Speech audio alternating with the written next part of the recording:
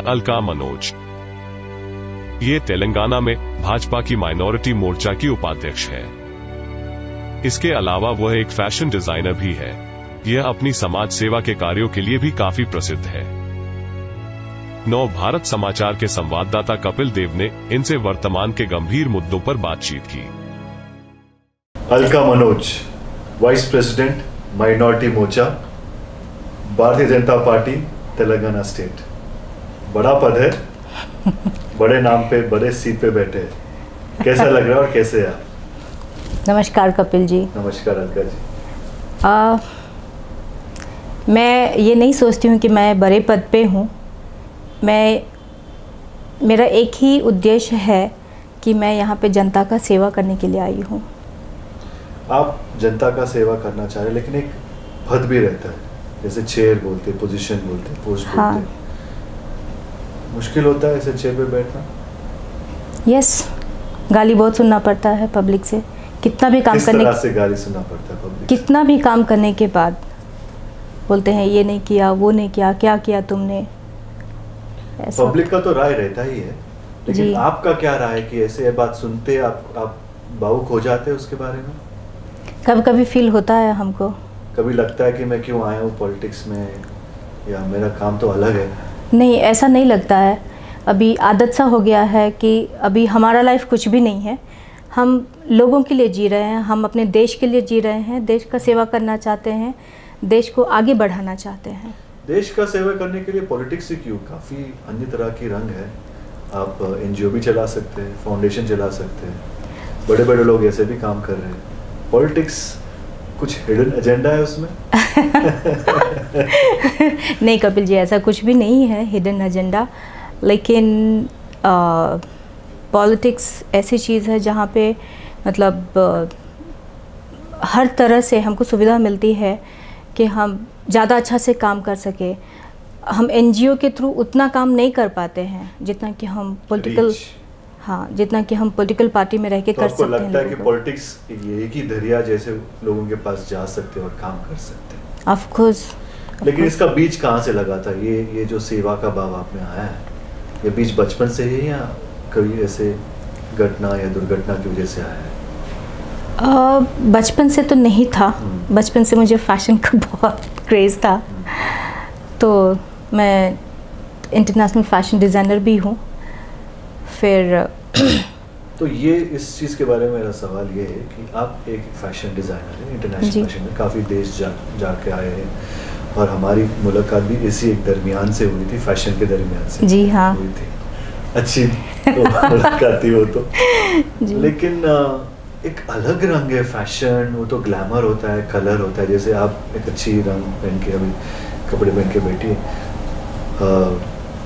Comparison लिए अगर fashion और पॉलिटिक्स का, तो बहुत अंतर है दोनों के बीच में। ये पढ़ाओ और ये पढ़ाओ अलग ही है, टोटली डिफरेंट है। लेकिन ये सोच कैसे बना आपको? फैशन तो वहाँ पे तो ग्लैमर है, फोटोग्राफी है, यहाँ पे पॉलिटिक्स में गाली गलौज है, तो अलग है ना? आपने जो कहा एकदम सही है कि मतलब फील्ड टोटली डिफरेंट है। वहाँ पे एकदम एक्स्ट्रा मॉडर्न लोग हैं, उसमें जो काम करती हूँ उसी टाइप के मतलब क्लाइंट्स आते हैं कि एकदम हट के चाहिए ड्रेसेस, ऐसा वैसा। तो वो ड्रेसेस तो आप पॉलिटिक्स में नहीं पहन सकते?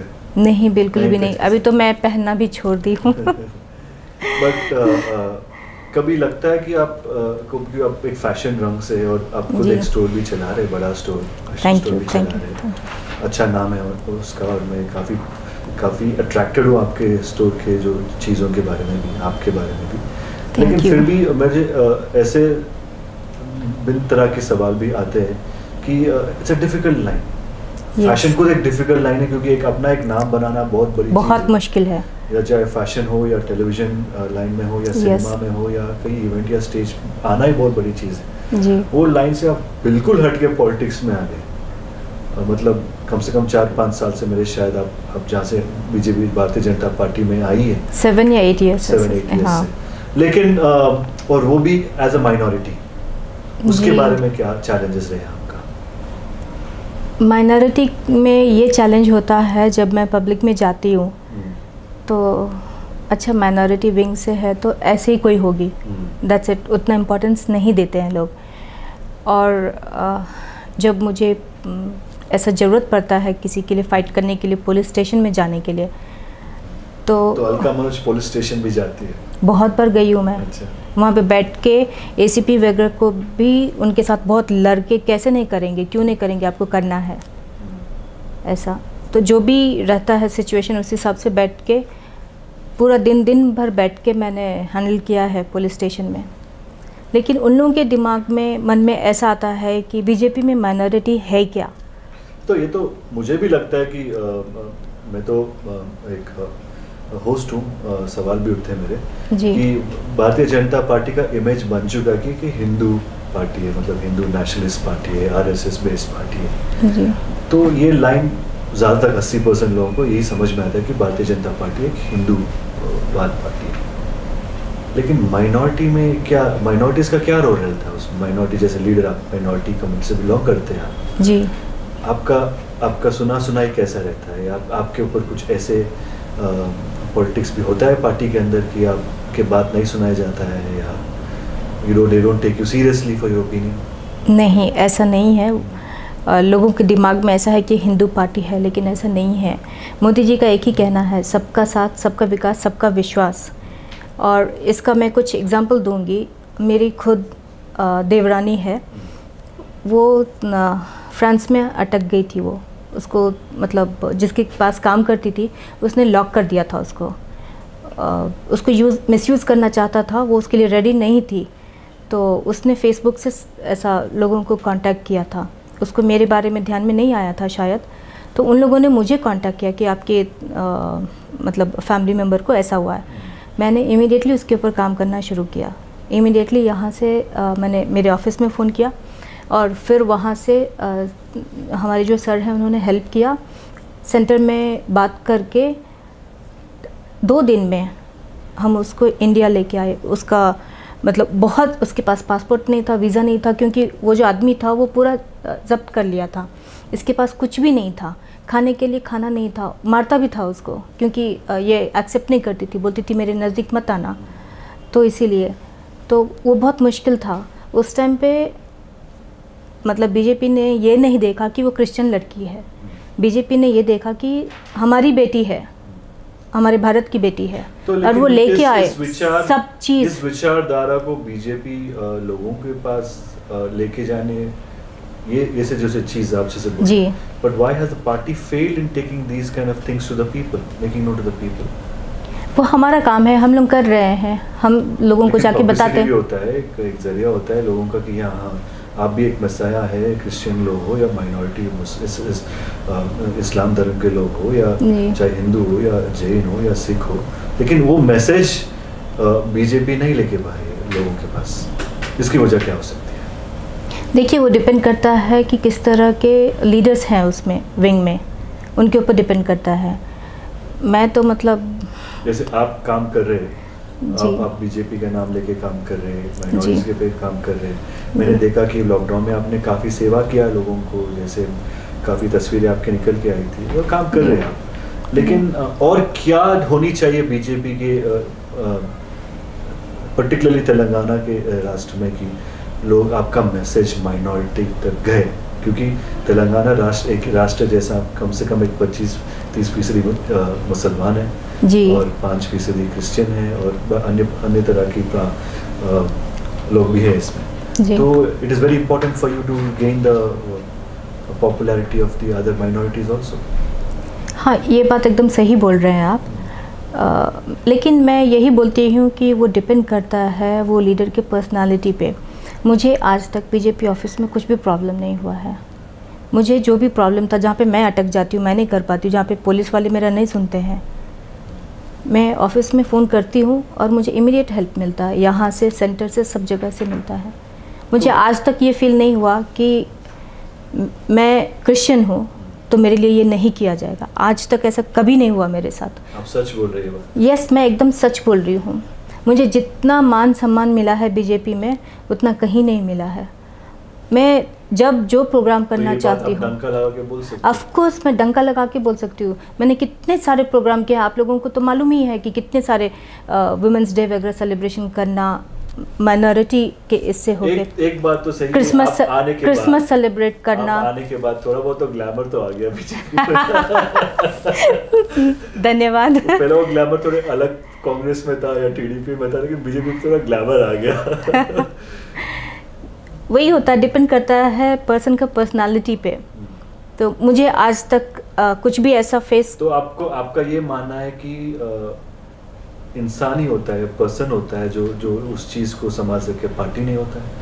पार्टी का भी रोल बनता है कि सब लोगों को साथ लेके चले, जैसे आप काम। हाँ, तो वही बोल रही हूँ ना मैं, पार्टी का रोल है, इसीलिए तो पार्टी मुझे साथ लेके चल रही है।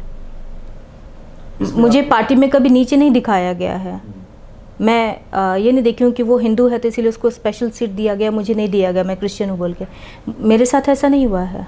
लेकिन जब टिकट की बात आती है, इलेक्शंस के टाइम पे आते हैं, जी, ये बात तो उठती है, टिकट्स किसको देना, नहीं देना, किस क्षमता पे देना। अगर आप देखें पूरे हिंदुस्तान में जी 90% से ज़्यादा लोग जो बीजेपी में जुड़े हैं, जो टिकट मिला है वो हिंदू ही है। नहीं, माइनॉरिटीज़ को भी दिया है उन्होंने, कम। हाँ, एक पता है कांग्रेस वालों ने ना लोगों के दिमाग में डाल दिया कि बीजेपी अगेंस्ट माइनॉरिटी है। ऐसा नहीं है। अभी देखिए, इतना गैस सिलेंडर्स वगैरह मोदी जी ने दिया था और दे रहे हैं, तो ऐसा थोड़ा ना देख के दे रहे कि ये ब्राह्मण है इसको दे दो, ये राजपूत है इसको दे दो, ऐसा नहीं देख के दे रहे। मुस्लिम को भी दे रहे, क्रिश्चियन को भी दे रहे, सिख को भी दे रहे, सबको दे रहे हैं। तो मतलब वो एक पॉलिटिकल ये है, उन लोगों ने जीतने के लिए ऐसा दरिया बना लिया कि नहीं बीजेपी अगेंस्ट माइनॉरिटी है, ऐसा नहीं है। तो ये बात को काउंटर करने के लिए जो कांग्रेस का ये इमेज, वाद विवाद का जो बात है, जो बोलते हैं कि बीजेपी एक हिंदू राष्ट्रवादी पार्टी है, उसको काउंटर करने के लिए बीजेपी में क्या प्लान बना है? खासकर आप जो माइनॉरिटी मोर्चा के वाइस प्रेसिडेंट है, आप किस तरह की प्लान बना करके कि पब्लिसिटी करो, या ये चीज़ जो चीज़ इंटरव्यू पे हो सकता है या कोई अन्य तरह की मंच पे हो सकता है, जी, ऐसे कार्यक्रम बनाए आप लोग? जी, मैं हमेशा कुछ न कुछ प्रोग्राम ऐसे आयोजित करती रहती हूँ, और जहाँ पे कि मतलब हर तरह से, किस तरह से किनको क्या सपोर्ट चाहिए समाज में, उस तरह से मैं करती हूँ। और आपको तो मालूम ही है कि हर दिन मैं कहीं ना कहीं किसी न किसी प्रोग्राम में हूँ, तो लोगों को वहाँ पे मालूम होता है कि ये बीजेपी की है और ये इतना अच्छा काम कर रही है। तो मतलब तो वो मैसेज जाता है उनके पास कि यहाँ पे कोई भेदभाव नहीं है, और मेरे साथ सच में अभी तक कोई भेदभाव नहीं हुआ है। सब लोगों ने मुझे बहुत मान सम्मान दिया है। मेरा दूसरा घर बीजेपी है। लेकिन आपके पार्टी के अंदर ही बहुत सारे कंपटीशन भी है, महिलाओं के रूप में, जिनके आपके ऊपर जो कंपटीशन भी है उसका काफ़ी ज़्यादा है, उसको आप कैसे लेते हो? कंपटीशन तो हर जगह रहता है, हर एक क्षेत्र में है, फैशन में। Politics is also become it's a profession now. लोग आना चाह रहे हैं, उससे काफ़ी फायदे मिल रहे हैं उनको, पैसे भी कमा रहे हैं, पैसे डाल रहे और पैसे भी कमा रहे हैं। नहीं, वो चीज़ एक अलग है, मैं उससे सहमत नहीं हूँ, ऐसा नहीं होना चाहिए। मैंने एक चीज़ देखा है बीजेपी में, पता नहीं उन लोगों के पास मतलब इतना स्ट्रेंथ कहाँ से आता है, जो मेरे सीनियर्स हैं उन लोगों को।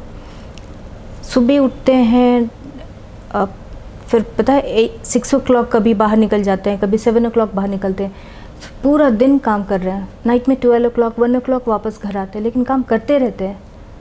ये सब मैंने कांग्रेस वाले में नहीं देखा, टीआरएस वाले में नहीं देखा।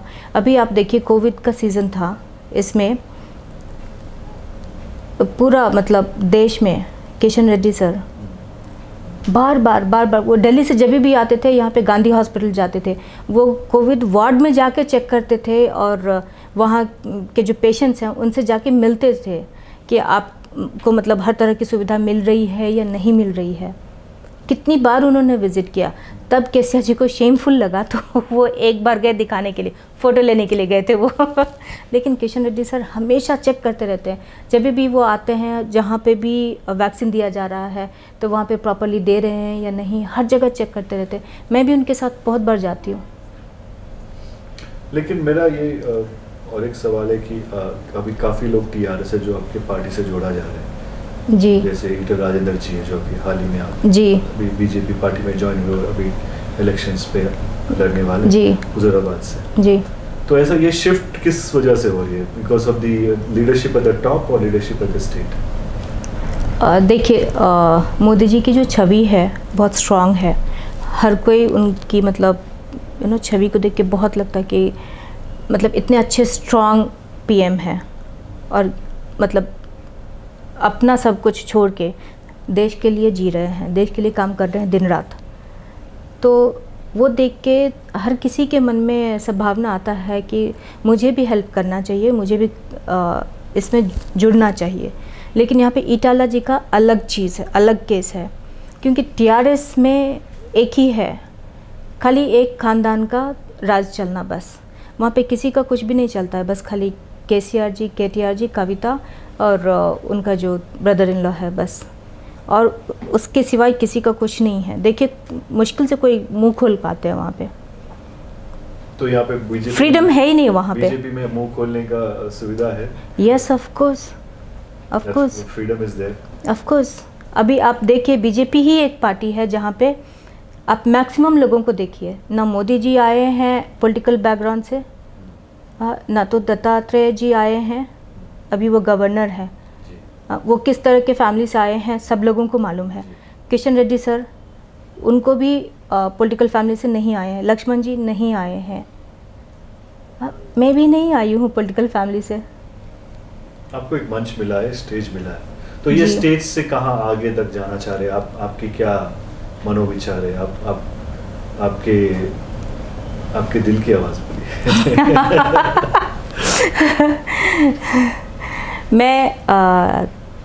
मेरा मेन उद्देश्य यही है कि जो लोगों को प्रॉब्लम होता है उसको मैं कैसे सॉल्व करूं, और स्पेशली जो वुमेन के साथ जो होता है, मैं वही बता रही हूँ। जो वुमेन लोगों को जो मतलब डिफरेंट टाइप ऑफ प्रॉब्लम होता है, तो उसके लिए मेरे दिल में है कि मैं भी एक अच्छी स्ट्रांग लीडर बनूं। किस तरह की लीडर? मिनिस्टर बनना चाह रही है, एमएलए बनना चाह रही है? वो तो पार्टी के ऊपर डिपेंड करता है कि पार्टी क्या देंगे, लेकिन मैं काम करती रहूँगी। काम करती रहोगी बिना पद के ऊपर सोचे? हाँ। You don't want to contest? Contest तो कंपलसरी करना ही है, करना ही है। Of course. कंटेस्ट नहीं करेंगे तो फिर कैसे उनको हम ज़्यादा हेल्प कर पाएंगे? ना तो पब्लिक सुनती है ज़्यादा जब तक आप कुछ पोजीशन पे नहीं है, ना तो पुलिस वाले सुनते हैं, तो फिर कैसे कर पाएंगे? लेकिन इतने सीनियर्स जो पार्टी में बसे हैं इतने सालों से, जी, उनको आप टक्कर नहीं दे रहे? कि आपका जो घोड़े का तेज है ये क्वेश्चन मुझे बहुत बार बोला में से किया गया है पार्टी में भी। अब इतना तेज, लेकिन 5-6 साल में इतने पद लेके आ गए, इतना पोजीशन पे आ गए। मैं खुद आपको देख रहा हूँ, 5-6 साल में आपकी ग्रोथ काफ़ी अच्छा है। मतलब आप एक अच्छी पद पे, I have a lot of respect for what you have done, but ये पॉलिटिक्स है। मैं यही बात लोगों को समझाना चाहती हूँ कि दो मैं क्रिश्चियन हूँ, मैं माइनॉरिटी मोर्चा से हूँ, फिर भी मैंने जो काम किया है वो सब लोगों ने देखा है, सब लोगों ने सराहा है, इसीलिए ये पद दिया है। नहीं तो कैसे देते, बोलिए आप? लेकिन ये तो यहाँ पे माइनॉरिटी और मेजॉरिटी नहीं आता, हिंदू नहीं आता है, कुछ भी नहीं है।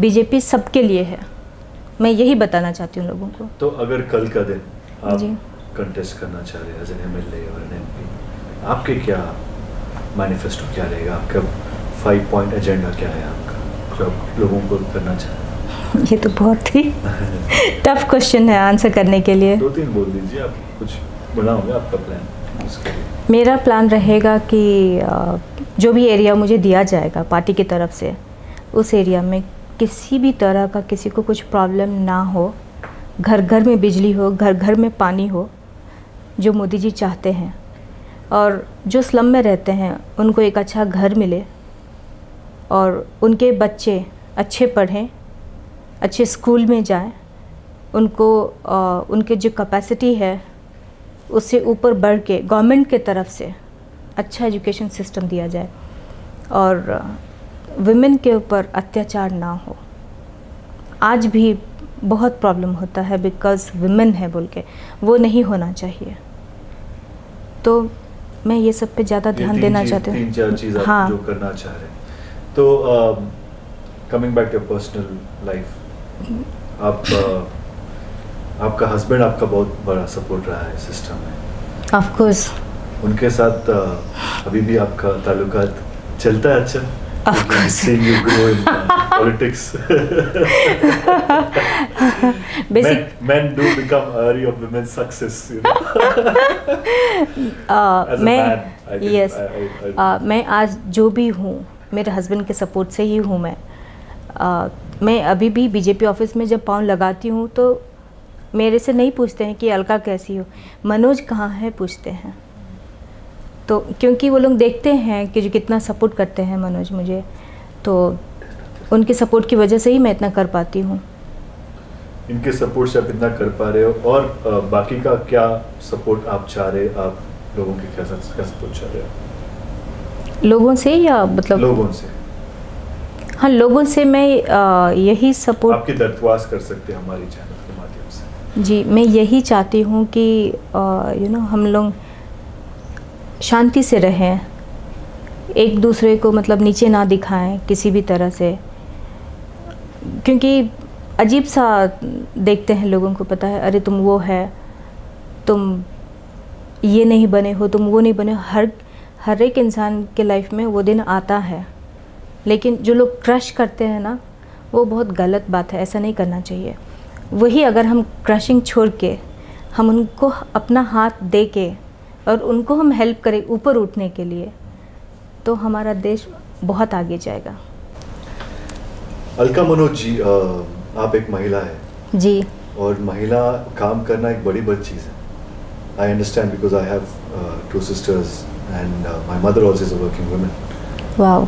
So I have a lot of respect for working women because my mother was herself an educationist. School चलाती थी, प्राइमरी स्कूल, नर्सरी। वाओ। तो I have a lot of respect for working women, but I also know that working women का काफ़ी मुश्किल conditions रहता है काम करने के लिए, या बाहर जाके आने के लिए, यहाँ पे घर चलाना है, यहाँ परिवार को चलाना है, खाना पकाना है, और अपना खुद का काम भी करना है। आपको ऐसा लगता है कि आप इतना सारी चीज़ कैसे मैनेज कर लेते? एक तो पॉलिटिक्स हो गया, घर भी हो गया, आपका खुद का फैशन का बिजनेस भी है, तो don't you think you are putting too many hands in different places? हाँ, वो है। स्टार्टिंग में बहुत प्रॉब्लम होता था मुझे इस चीज़ में, लेकिन एक ही बात है कि मेरे हस्बैंड बहुत सपोर्टिव है, तो घर का मैं बताती हूँ कि बहुत सारी चीज़ मुझे पता भी नहीं रहता है कि है या नहीं है। आप तो लकी है कि आपका हस्बैंड एक हीरा निकला है। यस। लेकिन हर किसी का बॉयफ्रेंड या हस्बैंड हीरा नहीं निकल सकता है। हाँ, वो तो ऐसी एक संगठन आपके जरिए से मेरे को पता चला कि एक स्पंदना जैसी लड़की जी, जिसके साथ जो सुसाइड बना है, उसके बाद थोड़े बहुत विशेषता दीजिए। हाँ, मैं डे बिफोर उसका फर्स्ट डेथ एनिवर्सरी था, तो उसमें एक इंसिडेंट क्या था एक्चुअली, क्या let the audience know about it.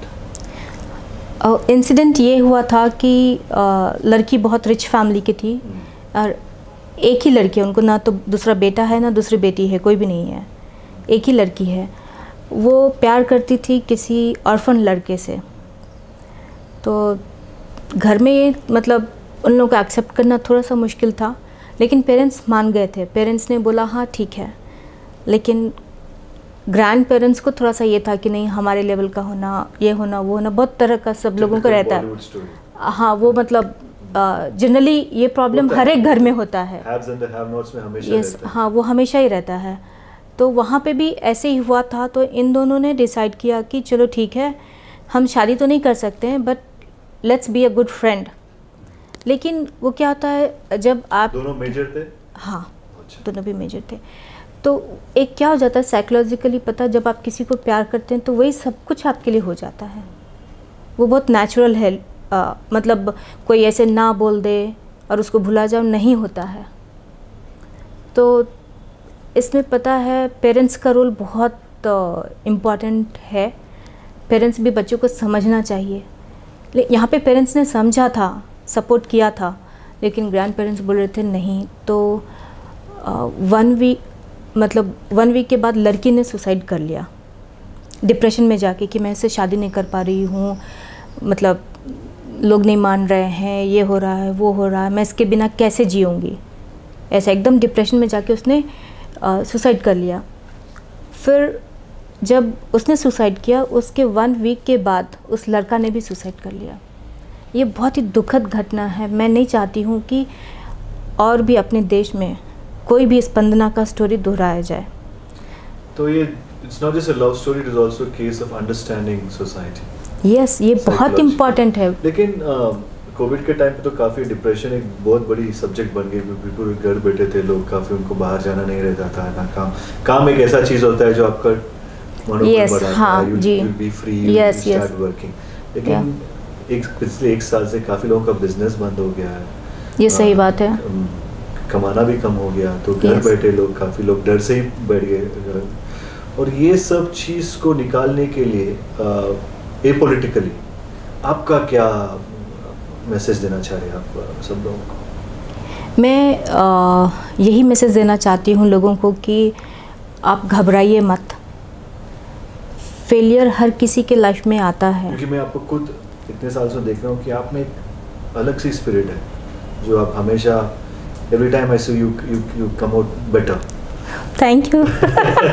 But so I want to know that secret, and that the secret should go to the people. Yeah. See, even I go through so much of struggle. But I should not think in that situation. मैं ऐसा नहीं सोचूं कि अभी अरे अब मैं तो ये नहीं कर पा रही हूँ, मेरा बिजनेस फेल हो गया तो लोग क्या कहेंगे, मैं सुसाइड कर लूँ।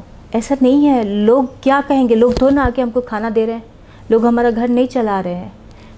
हम इस सिचुएशन से कैसे ऊपर उठें वो सोचना है और उसमें काम करना है। तो यहाँ पे क्या होता है पता है, अगर हमारे अच्छे दोस्त हैं और हमारे लाइफ पार्टनर अच्छे हैं जो हमको अंडरस्टैंड करते हैं तो ये सिचुएशन नहीं आएगा। हमारे पेरेंट्स हैं जो हमको अंडरस्टैंड करते हैं तो ये सिचुएशन नहीं आएगा। तो पेरेंट्स, दोस्त और फैमिली और सोसाइटी बहुत ऑफ कोर्स। साइकोलॉजी एक बड़ा सब्जेक्ट है यूरोप में, काफ़ी डिप्रेशन एक बड़ा सब्जेक्ट है। सुसाइडल टेंडेंसीज जो लोग लेते हैं वो एक्चुअली साइकोलॉजिकल सेंटर्स या काउंसलिंग सेंटर्स जाते हैं, लेकिन हिंदुस्तान में ऐसे काउंसलिंग सेंटर्स बहुत कम है, खासकर शहरों में भी कम है, फॉरगेट अबाउट विलेजेस। जी हाँ। इसका कुछ आपकी पार्टी की तरफ से या पॉलिटिकल एजेंडा समझ लो या पब्लिक पॉलिसी समझ लो, आप एक प्रस्ताव ला सकते हैं कि ऐसे हर एक स्कूल में, हर एक गली मोहल्ला में एक काउंसलिंग सेंटर, दवाखाना तो मिल जाता है जी, क्लिनिक मिल जाता है, लेकिन एक काउंसलिंग सेंटर, एक professional counselling centre for all the people to walk in and share their problem, share their worries. Yes, ऐसा कुछ बन सकता है? Yes, of course. तो मैं जब इस डेथ एनिवर्सरी पे गई थी तो मुझे बहुत बुरा लगा कि उसके मम्मी पापा दोनों रोए जा रहे हैं। मैंने बोला कि वो लड़की तो चली गई, अभी इनके पास तो कोई बच्चे है भी नहीं, इनका क्या कंडीशन है देखो, वो भी डिप्रेशन में ही है, लोगों को हेल्प कर रहे हैं लेकिन वो भी डिप्रेशन में है। तो ये सिचुएशन किसी के लाइफ में नहीं आना चाहिए। तो मैंने सोचा है कि मैं मोदी जी को लेटर लिखूंगी कि हर एक स्कूल में स्टार्टिंग से ही उनको साइकोलॉजी सब्जेक्ट होना चाहिए, वहाँ पे ऐसे टीचर्स रहना चाहिए जो उनको बूस्ट करे। हर एक स्टूडेंट 100 to 100 नहीं ला सकता है। जो स्टूडेंट कभी फेल भी हो गया है वो आप देखिए दूसरे क्षेत्र में तो वंडर करता है दूसरे क्षेत्र में वो वंडर करता है। अभी मेरा ही मैं बताती हूँ, मेरे फादर इंटरमीडिएट में 10th में स्टेट टॉपर थे, इंजीनियरिंग में स्टेट टॉपर थे, बहुत बड़े साइंटिस्ट थे, DMRL के एक्स डायरेक्टर थे वो। तो उनका बहुत चाह था कि क्योंकि मैं पहली चाइल्ड हूँ उनकी, तो मैं भी साइंटिस्ट बनूँ या नहीं तो PhD करूँ फिज़िक्स में। मुझे फिज़िक्स इतना भी समझ में नहीं आता है, तो मेरे लिए भी अच्छे लाइन पे आ गए आपको तो। हाँ, लेकिन उस टाइम मेरे लिए भी बहुत टफ था मेरे फादर को समझाना कि फ़ैशन भी एक सब्जेक्ट है जो मैं लेके आगे बढ़ सकती हूँ। उस टाइम पे उन्होंने बोला, मेरा नाक कटा दिया, तुम कुछ नहीं कर रही हो। तो मैंने उस टाइम पे मुझे भी बहुत फील होता था, क्या मैं कुछ मतलब वर्थलेस हूँ, मैं कुछ भी नहीं हूँ क्या? हाँ ठीक है, मेरा भाई भी इंजीनियर बन रहा है, बहन भी बन रही है, मैं क्या सच में वर्थलेस हूँ? मेरे अंदर भी सुसाइड करने का बहुत बार थॉट आया था, बहुत बार। How did you overcome that phase? उस टाइम पे जब मैं बहुत ही परेशान थी, मेरे फ्रेंड्स ने हेल्प किया था। फिर और एक ऐसा सिचुएशन आया था जहाँ पे मनोज ने बहुत हेल्प किया था, तब जाके हम शादी किए थे। ऐसा हुआ था कि हमने डिसाइड किया कि हम एक दूसरे के साथ रह सकते हैं ऐसा। तो वो सपोर्ट मिलना बहुत ज़रूरी है और फ्रेंड्स का सपोर्ट होना बहुत ज़रूरी है। फ्रेंड्स आपको जितना समझते हैं उतना दूसरा नहीं समझता है। एक आखिरी सवाल आपसे, दोस्त जब आप बोले आजकल तो रियल फ्रेंड्स कम हो गए, ऑनलाइन फ्रेंड्स ज़्यादा हो गए। कोई आपके बारे में यूट्यूब में कमेंट लिख दिया, आप ऐसे भी संगठन सुनाई दे रही, कोई यूट्यूब में कमेंट लिख दिया आप सुसाइड भी करने लग गए, फेसबुक में कोई लिख दिया तो ऐसे उसका कोई डिप्रेशन में आ गया। What is advice for young people specially, because आप ये पूरे चीज़ क्रॉस करके, पड़ाव पूरे क्रॉस करके आए, यंग जनरेशन जो इस चीज़ पे शिकार हो रहे हैं, ऑनलाइन शेमिंग समझते या बुलिंग बोलते हैं, जो बुलिंग थे, उनके लिए क्या स्पिरिट देना चाह रहे हैं हमारे चैनल के माध्यम से? मैं उनको यही बोलती हूँ कि वो एंड नहीं है। उसने बोला वो उसका थॉट है, आप उसके ऊपर क्यों सोच रहे हो, उसको क्यों इतना दिमाग में लगा रहे हो? आपको मालूम है कि आप क्या हो, तो आप अपना काम में ध्यान दे के आगे बढ़ो। उसने जो लिख दिया लिखने दो उसको, उससे फ़र्क नहीं पड़ना चाहिए उनको। हम मेंटली उतना स्ट्रांग होना चाहिए। मेंटली स्ट्रांग कब होंगे? जब हमारे पेरेंट्स हमको सपोर्ट करेंगे, जब हमारे लाइफ पार्टनर सपोर्ट करेंगे, हमारे फ्रेंड्स हमको सपोर्ट करेंगे। मैं एक ग्रुप चलाती हूँ, पावरफुल वुमेन, तो वहाँ पे हर क्षेत्र से वुमेन है हमारे ग्रुप में। उसमें हमारा एक ही लक्ष्य है, हम एक दूसरे का हाथ पकड़ के कैसे एक दूसरे को ऊपर उठाएं, कैसे सपोर्ट करें हम एक दूसरे को हर एक क्षेत्र में, जहाँ भी जिसको भी ज़रूरत है। मैं सबको हेल्प करने के लिए तैयार रहती हूँ। एक आखिरी मैसेज हमारे नवभारत प्रेक्षकों के लिए आपके ज़रिए से। मैं यही बोलती हूँ आप लोगों से कि कैसी भी स्थिति आने दीजिए लाइफ में, आप घबराइए मत। आज अगर आप फेल होंगे तो कल आपको सक्सेस मिलेगा। जब आप फेल नहीं होंगे तो आपको सक्सेस का मीनिंग मालूम ही नहीं होगा। बहुत सारे सक्सेसफुल लोग हैं जिनके लाइफ में नंबर्स ऑफ फेलियर है। मैं अब्दुल कलाम जी को बहुत अच्छे से जानती हूँ क्योंकि हम लोग सेम कैंपस में रहते थे। जब वो लोग अग्नि का जो गए थे टेस्ट करने के लिए, फेल हुआ था, तो उस टाइम पे ना उन लोगों को बहुत बुरा लगा था। लेकिन देखिए फिर उन लोगों ने काम किया।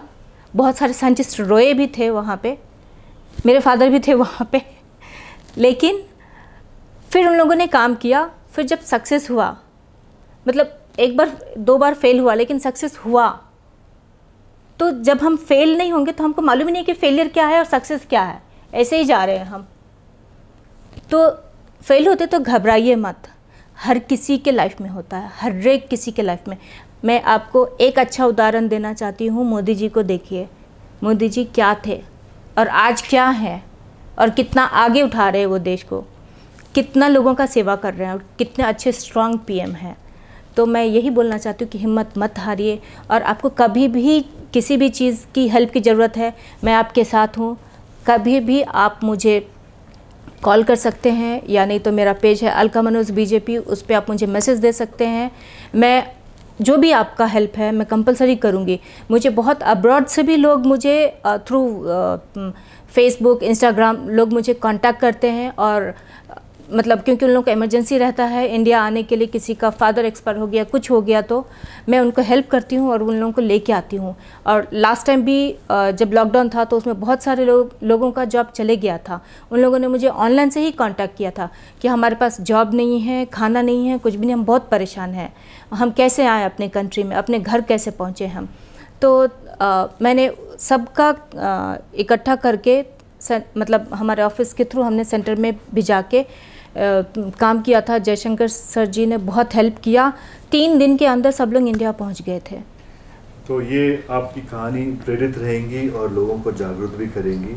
Thank you so much. आपका हमारा इंटरव्यू एक छोटी सी कविता से मैं समाप्त करना चाह रहा हूँ। हरिवंश राय बच्चन जी की कविता है, जो मैं प्रेक्षकों को सुनाना चाहता हूँ, जो आपका लाइफ का जो चीज़ है उसमें भी दोहराता है। लहरों से डरकर नौका पार नहीं होती, कोशिश करने वालों की कभी हार नहीं होती। लहरों से डरकर नौका पार नहीं होती, कोशिश करने वालों की कभी हार नहीं होती। नन्ही चींटी जब दाना लेकर चलती है, चिरती दीवारों पे 100 बार फिसलती है। नन्ही चींटी जब दाना लेकर चलती है, चिरती दीवारों पे 100 बार फिसलती है। मन का विश्वास रगों में साहस बढ़ता है, चढ़कर गिरना गिरकर चढ़ना ना करता है। मेहनत उसकी बेकार हर बार नहीं होती, कोशिश करने वालों की कभी हार नहीं होती। कोशिश आपकी कायम रखो, ऊपर वाला आपके साथ है, और आप हमेशा ऐसे हंसते रहिए, मुस्कुराते रहिए और लोगों को सेवा करते रहिए। Thank you so much for giving a wonderful interview. So much, great having you. Same here Kapil ji, मुझे पता नहीं था कि आप इतने अच्छे कवि भी हैं और आपने जो बोला है वो बात बहुत सच्चा है। मैं यही लोगों को बोलती हूँ, घबराइए मत। कहीं पे भी अगर आप एक बार फेल हो रहे हैं, आपको सक्सेस मिलेगा, ट्राई कीजिए। वहाँ पे घबरा के आप अपना लाइफ मत एंड कीजिए, सक्सेस जरूर मिलेगा। यस, ऑफ कोर्स मिलता है।